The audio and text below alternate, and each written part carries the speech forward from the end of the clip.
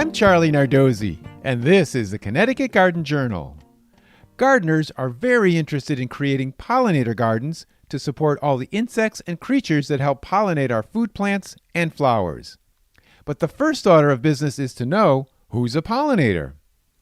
The poster child for pollinators is the honeybee. This European native insect lives in groups in hives and is used commercially to pollinate a variety of plants from almonds to apples. Bumblebees are also popular hive-forming pollinators, mostly because they're easy to identify. But there are many native bees such as squash bees, digger bees, and leafcutter bees that are solitary insects and can be very efficient pollinators. Mason bees lay eggs in holes in logs, wood, and even masonry. You can even encourage mason bees in your yard by hanging mason bee houses for them to nest. They're very efficient pollinators. It only takes 2 mason bees to pollinate a whole apple tree. The only downside of mason bees is, unlike honeybees who can forage for pollen for miles, mason bees tend to stay only 100 yards from their nest.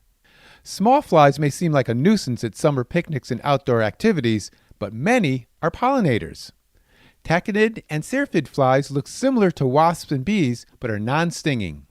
They can pollinate a range of flowers and vegetables, and some control insect pests such as aphids and scale as well.